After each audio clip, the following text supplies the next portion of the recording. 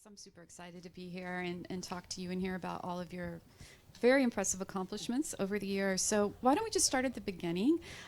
You have been described as the godfather of voiceover. Grandfather. Yeah, is it grandfather? No, I'm kidding. Godfather of VoIP, which is like amazing to think about. So how did that happen? Yeah, so, many times in life you just have to be lucky, and I was a young immigrant in the United States, right? I basically didn't know anyone, didn't go to any fancy school, and, didn't have any money. And, but I was lucky enough to land, back then I lived in New Jersey, right at the right time, which was when the internet was just getting born or becoming commercial, right? And back then the kind of the prevailing or the most popular technologies that were focused on voice communications were all based on these old protocols, frame relay or TDM or ATM, and the whole idea that you can put voice on something that was not really reliable. TCP/IP was not a reliable protocol. It wasn't scalable. It wasn't, it wasn't reliable from a delivery standpoint. Phone companies are famous for delivering what's called 5 nines of reliability. 99.999, which is meaning 5 nines of reliability. And what I was suggesting was maybe 80% reliable, 85% reliable. And people looked at me and said, what are you talking about? We're not going to go from 5 nines of reliability to something that sometimes works. Now we are 35 years later, and it's still VoIP sometimes works and sometimes doesn't work, right? I mean, how many of us had a problem with our WhatsApp or what? I was just on a WhatsApp call over there, like trying to talk to somebody, and I got hung up on 3 times. So, but back then, much more than even today, the concept that you can go from very reliable to sometimes reliable was a foreign concept. And that's why people laughed at me. They were like, I was 20-something years old, and I would run around and try to convince everybody to switch over from a very reliable but expensive protocol to a sometimes reliable, almost free protocol, right? So, very luckily, I haven't told the story actually a lot of times, so this is a great question because sometimes you need like a catalyst. You need a push. An outside event to make things happen for you. So I already built my first gateway and already had a prototype that worked and so on. And I was reading in the New York Times, there was an article about how the United States pays billions of dollars, back when billions of dollars were a lot of money. Today, if it doesn't start with a T, right, it doesn't mean anything. But back then, the United States had a settlement rate with foreign countries, meaning we paid Japan every year several $billions because our phone company, AT&T, had to pay their phone company, KDD, settlement dollars because we had more calls going to Japan than they had calls coming to us. Interesting. And calls were $3 a minute. Right. So even if you had 100,000 minutes more, that would be $300,000, right, of every day of expense that you had to pay the foreign countries. So our State Department, out of all things, our State Department tasks the phone companies to fix the problem, meaning to balance out the payment because they got sick and tired of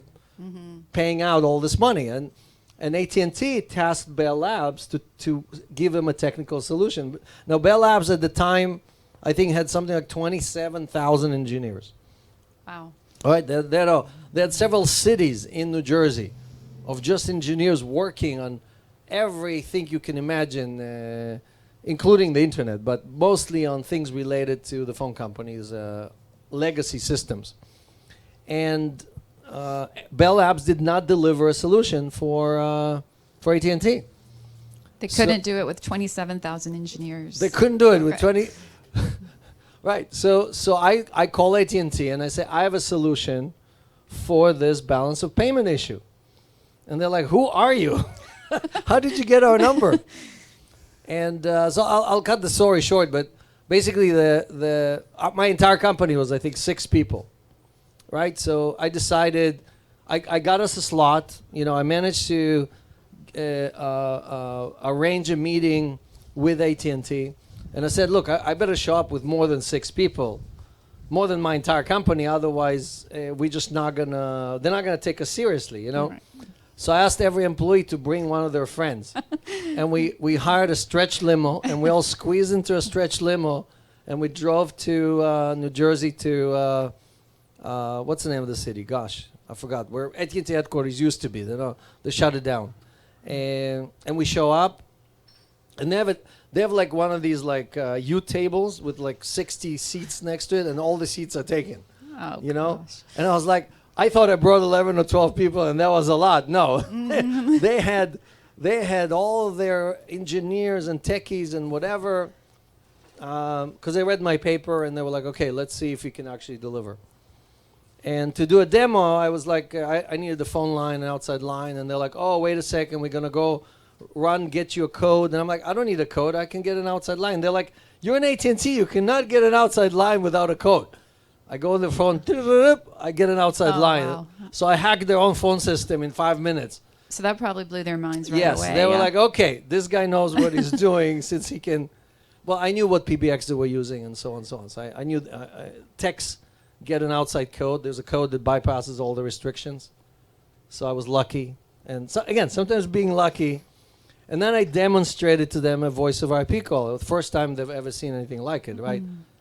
2 computers connected with a router and a TCP/IP connection. And again, so I wasn't there to bring voice over IP to the world. I was there to solve AT&T's problem with Japan, Korea, Germany, and so on and so on. And their message was, look, we're going to use you to put this thing in different places, but you cannot give it to everybody else. Okay, it's just for us. Okay, and obviously it's like Pandora box. The minute you open it, you cannot put the, you cannot put it back in. And today, about 5 billion people use free voice communications because those 60 people in New Jersey decided that, okay, we're going to let this guy, since Bell Labs cannot solve it for us, we're going to let this team, half of them weren't even our employees, build it for us. I love this story. I Yes. love the fact that you had the gumption to just reach out to AT&T and sell yourself and your technology. And I think that people all over the world who have family or friends in other countries very much appreciate what you've done, because it was extremely expensive to make international calls. And that's not fair, right? Like, it's not fair for people to have to pay $3 a minute to talk to their loved ones. So on behalf of all of us around the world who want to talk to people in other countries, thank you for this. Well, look, again, it's the same like Celsius. It's doing good first, and then doing well, right? So I wrote the patents for this stuff, and my company, we had this continuous argument of, okay, should we enforce the patents? Should we go to all the other companies that are copying us and shut them down, or try to stop them because we held the foundational patent? And it's on my website. If you want to check it out, you can read it on Mashinsky.com. My website, I'll list all the patents. And we decided not to enforce the patent because, and Elon Musk doing the same thing now with electrical cars, right? Okay, how do I get, Elon Musk invented all these solutions for electric cars. Do I want the industry, do I want to slow down adoption of electric cars, or do I want to accelerate it? Right. So It's for the greater good. Right. So he Yeah. said, I'm not enforcing any of the patents. Anyone can use them. So same thing with voice over IP. If we enforced them, we probably would have slowed down adoption. Again, this is 30-something years later, Right. and half of the world is still not using voice over IP. It's They crazy. insist on paying their phone companies money versus using it for free, right? So which makes zero sense, No, right? it's- But you know, when I met my wife, she still had a landline. It's like, why you have a landline? She's like, I need to dial 911. I'm like, no, you don't. And but it took me, I think, a year to convince her to kind of. She's nodding her head. She's saying yes. So some of us just like right now. Why do you guys have a bank account? It's the same question, right? So just like we are passionate about unbanking you, back then, I was thrown out of conferences. I would go to conferences and talk about voice over IP. And who was the people who paid for the conference? AT&T, Deutsche Telekom. And they would actually remove me. They were like, wow. who allowed this guy on stage? Take him off. How did he get here? Exactly. He's promoting heresy. Oh my gosh. So in 1990, AT&T was the most profitable company in the world. And today, they don't make any money from international or domestic phone calls. Wow. Nothing.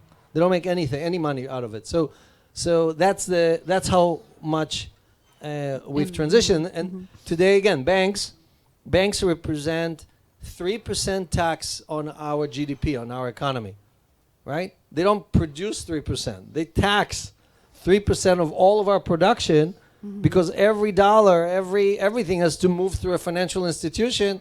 And they're like, wait a second, let me take my toll, 3%, now you can keep walking, right? So just like voice over IP it's always a number 3 for some reason, $3 a minute, 3%. So we wanna eliminate that. We wanna take that 3% and give it back to the people actually working to produce that GDP. So you're referring to Celsius. Celsius is the official name, or is it Celsius Network?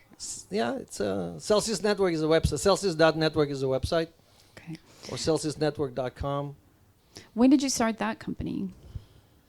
We started 2017. Yeah. About 5 years I've ago. never done, I can't say I've never done fintech. I tried to do fintech, but I never launched anything big. I was always in communications, internet infrastructure, stuff like that. Like I worked on the first 5G device in the United States. Right, and all you that helped stuff. Subway's Put system wireless in in New the York, subways, right? We put 4G and 5G Yeah. in the subways, right? Free Wi-Fi. Yeah, for- free Wi-Fi for- to 8 million people. Yeah. And so I was always on that side. And I wanted to get into fintech, but every time I looked at the fintech, it was always incremental stuff. It was like, okay, I can't do this. I can't, it's not big enough. You know, it's not disruptive enough. And then when I looked at crypto, it was the first time I looked at the Satoshi's paper, you know, one of my employees showed me the paper and I was like, that's the dumbest idea I've ever heard. It's not going to scale. It's not going to work. I was a Bitcoin denier. You were? Yes. Oh. I admit it. Wow. On camera here. You see, like I'm super curious as to what won you over to the other side. well, my entire career was faster, cheaper, and better, right? And in tech, that's you wake up, you're already faster, you're already cheaper, and you're already better. Like technology is moving so fast that you don't have to do almost anything, and it's already happening. So when somebody shows you a database that does a transaction every 10 minutes, one transaction every 10 minutes. Your phone does 1 million transactions a minute or 10 million transactions. Your phone in your pocket. You go like, we're not going backwards. This is not 1970. You know, like, come on, let's move forward. Let's find a solution that is faster, cheaper, and better, right? So you automatically dismiss that. You don't, your brain, all the neurons in your brain are saying, waste the time, moving on, right? So it's very hard to understand that, for example, solving the double spend problem is worth it, even though it's one transaction every 10 minutes. What is your aim with Celsius? How do you want to make conducting I want to be financial rich and transactions? famous. No, I'm just kidding. Yeah, better for people everywhere, easier for people. Like how and why? Look, it's a very simple concept. Okay, it's it's a concept that most people in the world don't think is viable or possible. Okay? You work hard for your money should be working hard for you. It's that simple. When you're asleep, is your money working for you? Sometimes. Not really. It doesn't do anything. Now, it's the banks who hold it for you, it works for them. They're making money while you're asleep, but you're not making any money. Now, we used to make a little bit of money, right? We used to earn interest. We used to be able to, right? But the interest rates exactly. are just pitiful. Interest went to zero. So we are being robbed. I'm talking about all the people in the world, not just the United States or whatever. We are being robbed of our right to earn money on our money. Let's take a simple concept, right? All these people here, they got a paycheck or they got some kind of a payment. They put it in a bank. When you use your credit card, who is giving you that money when you use your credit card to buy something? It's these people. Oh, right. Yeah, we're all paying interest. We're all paying Right. interchange fees. So they're collecting 0.1%, and you're paying 24% on your credit card. How does that equate? How does that resolve itself? So can banks charge you 10% instead of 24% on your credit card? Of course they could. So why don't they? They choose not to. Exactly. So what if you pay 10% and then all of them, instead of earning 0.1%, earn 7%?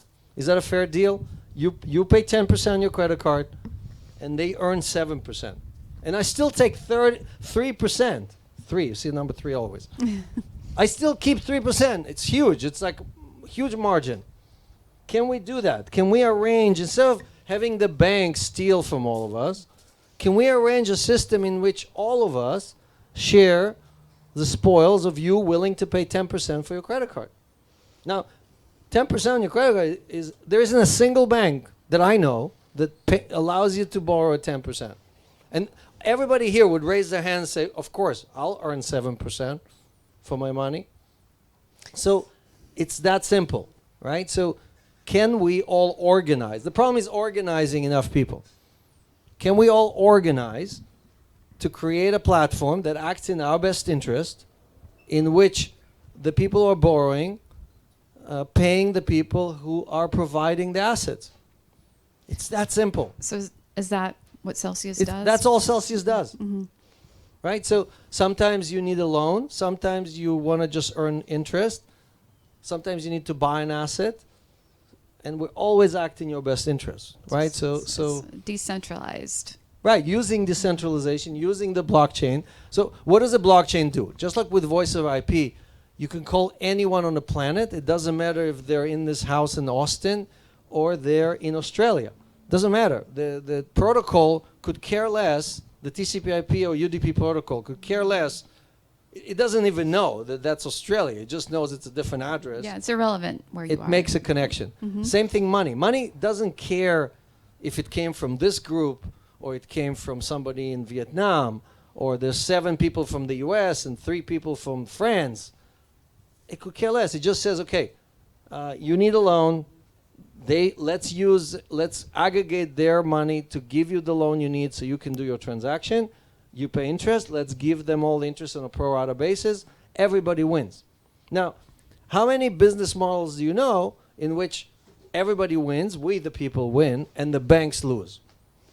Yeah, I mean, Give me one. It's a very intriguing model, and I understand also that it does other really cool things, like lets people turn crypto into dollars more easily and things like that, which was surprisingly not as easy as people might think, right? Well, so crypto runs on a different language, right? So you think about joining crypto as you flying to Japan. You don't know a single word, and you want to transact in that environment. That's what crypto is. It's a completely different language, different environment, different everything. And you keep talking to it in English, and it doesn't interact with you. Yeah, it doesn't understand. Right? So to learn crypto, you have to learn Japanese. Right? So how many of us are willing to learn Japanese? Not right? many. So what Celsius does, it says, wait a second. You don't need to learn Japanese. We're going to give you a container that understands English but transacts in Japanese. So you don't need to know about private keys. You don't have to know about Bitcoin versus Ethereum, or should I send it in this address or not. All that stuff is hidden from you, and you can transact just like voice over IP. Do you know how voice over IP works? Well, you know, in the abstract. In the abstract. Yeah. But seriously, like what? How does when you call somebody? How is the connection being established? You don't need to know, right? Right. You just know that it happens. You press in somebody's picture, and they appear on the other side, and you're like, oh wow, look, it's amazing, you know. So crypto should work the same way. Crypto should be. Crypto is a new set of rails, just like voice over IP was a new set of rails against the TDM network. Crypto is a new set of rails. It just speaks Japanese, and we need to create a bridge between our English world to enable people to transact in that environment. So Celsius basically, there are people who are fluent in Japanese, and we're not here to help them, right? You know DeFi, you do it in your sleep, good for you. You manage your own keys, you have your own hardware wallet, good for you. We're not here to solve your problem. Right. We're here to solve the problem of 8 billion people who don't know Japanese. Okay. I think so I'm turning Japanese. I think for I'm turning. I really think so, right? Well, basically, you're wanting to help the masses, right, who aren't as knowledgeable, who might not understand. We as have to much. do that. Right.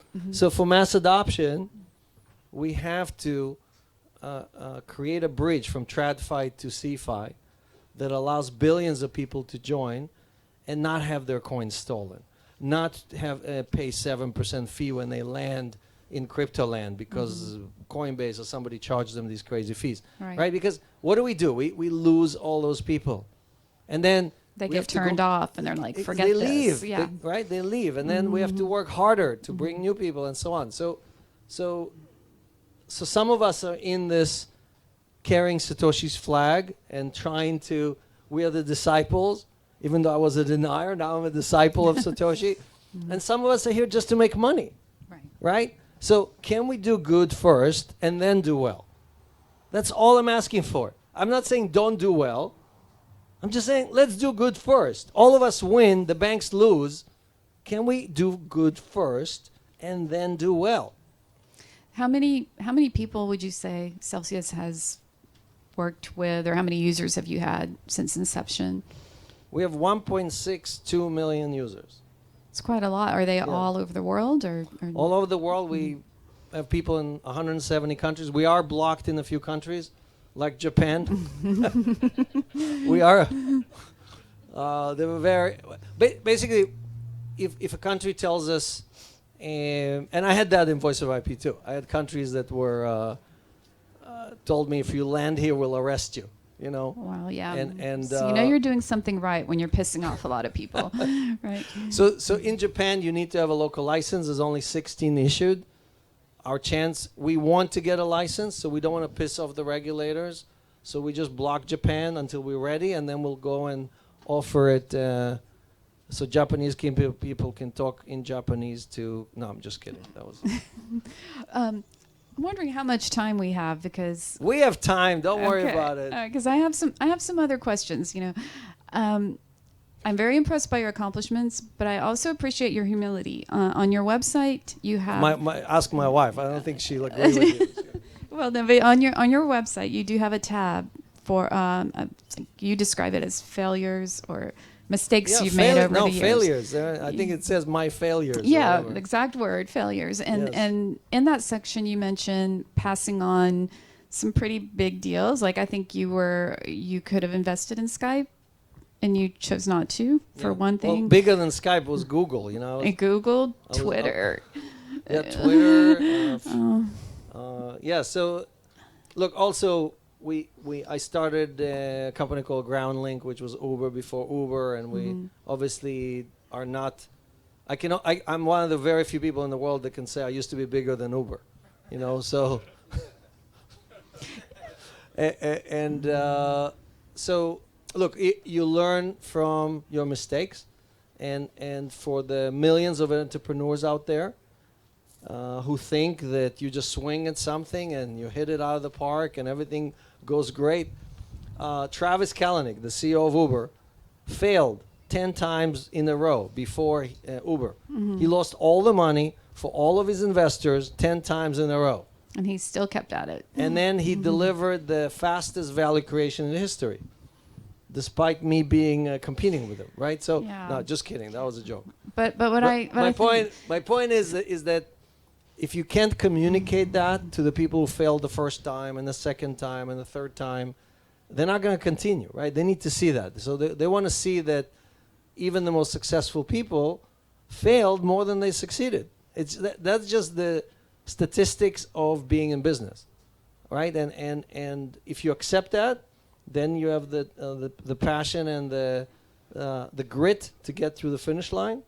And if you don't accept that, then you blame everybody else. You never blame yourself. It's always somebody else's fault. They didn't fund me. My co-founder left. They cheated me. Well, whatever. I had to giggle because on your website when you mentioned Google, you said, "Oh, who needs another search engine? We have Alta Vista." I was sitting with Sergey like this, Sergey Brin, and I was famous. He wasn't. He was just a student. It's true. It's true. He was a still student in Stanford, and he needed money to buy servers to get out because they were running on the Stanford computer network. And basically, they didn't. The faculty said, "Hey, you eating up all of our processing. Get out of here. Go get yourself." There was no Amazon, so there was no AWS. All right. Go buy some computers and host yourself. And he needed $100,000 for 10% of the company. Wow. But listen to this, okay? I said to him, "What does your algorithm do?" And he said, "Well, we can rank things, and who are you going to sell it to? Librarians, going to replace all the white cards. Remember the white cards in the library? Yeah, Reference? yeah. Replace that with Google."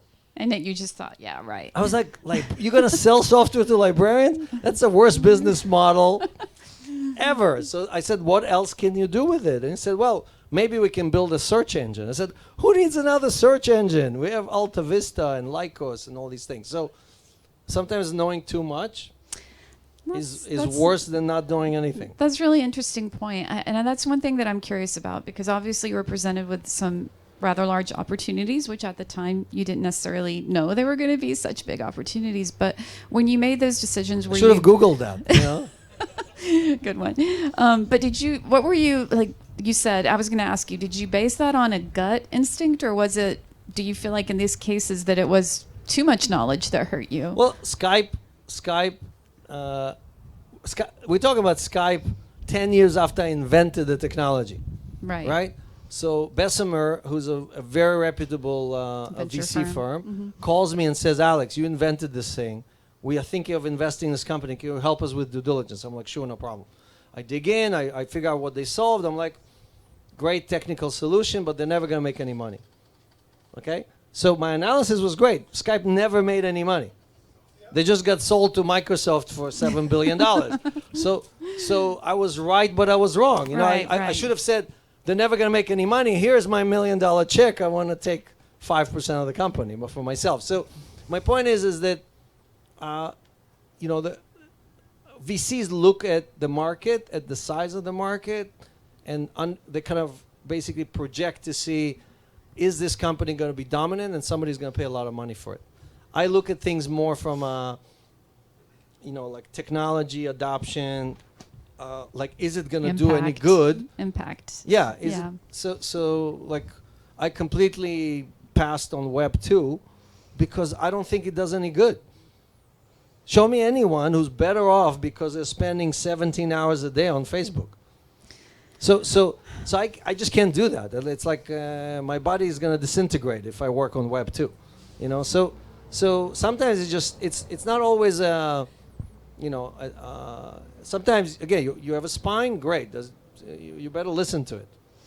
Well, so what advice do you have for other entrepreneurs who are starting their own companies or struggling, or it's hard for people to getting people to listen to what they are doing? What advice do you have for them? We all, I think all of us, right, have a voice in our inner self, right? And we just don't trust it, right? All of us, without exception, went through a phase where we predicted something and then it came true and we say, "Gosh, I had this idea, But did you do anything about it? If you didn't do anything about it, you can only blame yourself, right? So now, again, most of us cannot quit our job or, move to another city or country or drop everything and jump and do the next big thing. And we just basically we stumble upon opportunity and we get up and walk away from it. That's what we do every day, right? So the few of us who are brave enough to basically take a chance, right, are heroes. But we don't look at them as the heroes. We don't look at somebody who failed. Well, in the United States we do. Overseas, if you failed, that's like a death sentence. It's like you had a startup and you failed. In Silicon Valley, that's a badge of honor. Again, Travis failed 10 times. Now, by the way, for those of you who are watching HBO, it's on HBO, right? Showtime. On Showtime, there's a history of Uber, and on episode 1, he's sitting with Bill Gurley. I was in Bill Gurley's office 3 days before Bill Gurley funded Uber. Now, I already had billions in exits. Billions. Bill Gurley knows me for 30 years. And I was pitching Bill Gurley on my company, GroundLink, which was in 500 cities when Uber was just in San Francisco. And he was Travis Kalanick, who failed 10 times in a row. And Bill Gurley had to decide, Alex Mashinsky, the great-grandfather of Voice of IP, or Travis Kalanick, who failed 10 times. And he decides for Travis. How do you think I felt? Right? So my point is that even when you're an accomplished entrepreneur, you can fail miserably. I mean, my wife is here. She'll tell you. I was in depression, right? Because basically, how can this be happening? How can I be losing to somebody who failed 10 times and who's burning? Now, our mission, just to clarify, our mission was happy drivers equal happy customers. Meaning, let's give everything we can to the drivers, and they're going to do an excellent job for the customers, and everybody's going to be happy. You were paying them a fair wage. Fair wage. Right. Travis was, let's subsidize rides for yuppies. Let's pay drivers half of what they normally make. We're going to make them slave. And I'm on air. Like Tushar is like looking at me like. So this is live, Tushar. You can't edit this, okay? Let's pay them half. Let's take drivers, steal them from a limousine company, steal them from the taxi companies, pay them half because we drive all these companies out of business, but we'll subsidize the rights for so many people that will be worth $60 billion when we go public. Now, which mission is a better mission?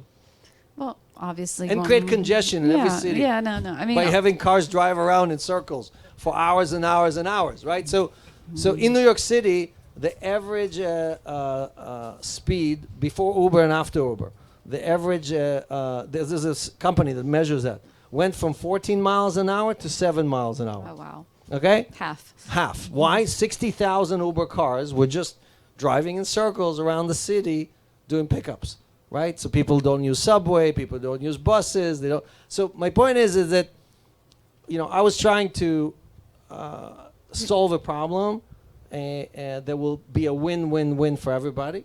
And here comes somebody who solves the problem in a completely different way, creates a lot of value for shareholders, but not really value for the community. So you can solve an equation many different ways. And even if you mean well, it doesn't mean you're going to win.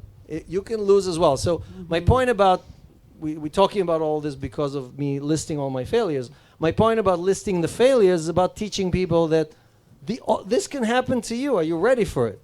Right?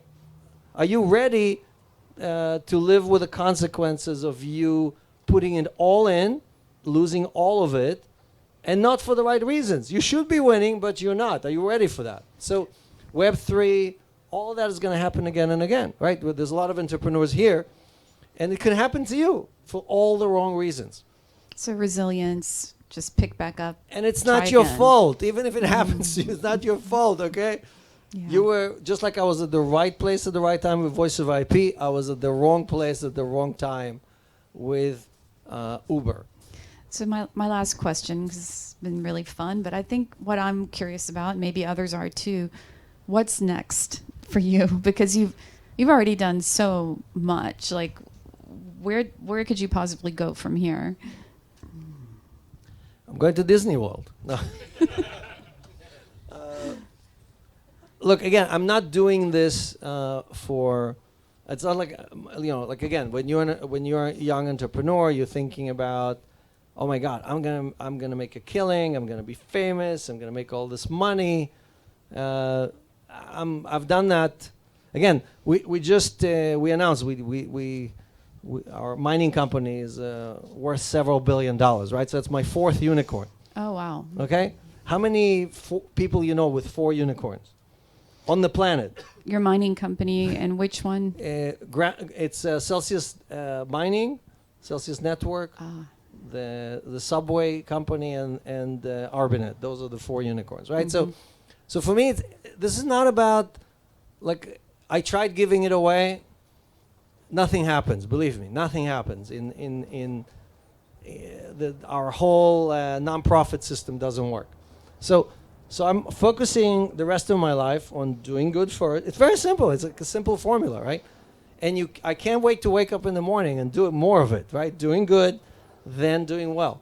And either people are going to recognize that and join and build it. It's not about me building, right? It's about millions of people committing to this and making it their life mission, right? Versus let's do well first, grab as much money as possible, and then we'll pepper a little bit of good on society and hope that something good happens out of it. So, again, I was driving from the airport here yesterday, right?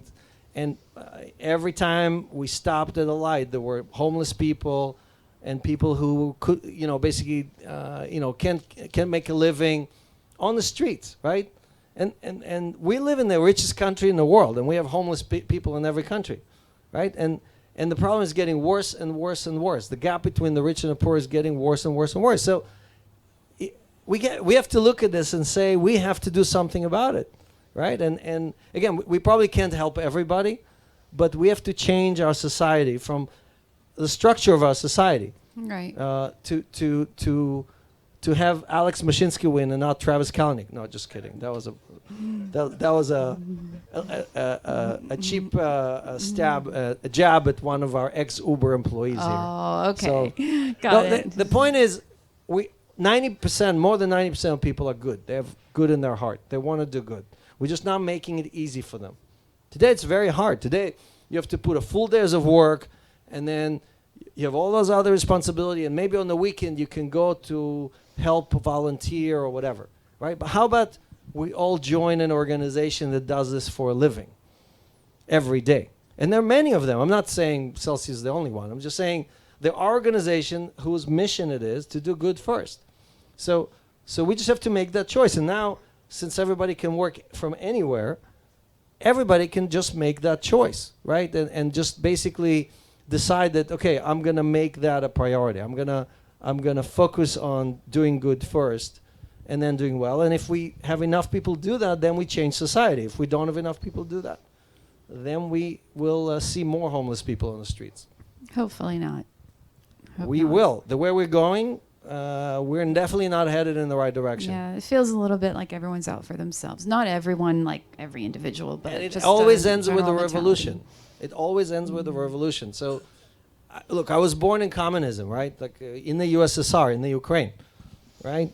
When it was part of the USSR, and it's we tried that system. Then I lived in Israel. We tried socialism. That doesn't work either. Does capitalism work? It works for the 1%. Right. It doesn't work for most Americans. So we need a new system, okay? And again, crypto for me is the 4th system. It's a new system that allows us to write the rules in our best interest. Our best interest meaning include everybody, right? Treat everybody equally, give everybody an opportunity, allow someone who doesn't know how to manage their finances to participate in this wealth creation the same way that the billionaires are participating, right? So that is inclusion, that is equality, that is now again, I'm an immigrant. It's easy for me, right? I drink that. That's in the water for me. But for many others, it's not, right? And they think of, well, when I'm old and I have time, I'll retire and give back. That's not. It has to be part of your everyday's meal. Well, this has been awesome. Thank you so much for Thank you for doing doing this it. with Yeah. me. Yeah, and thank you all.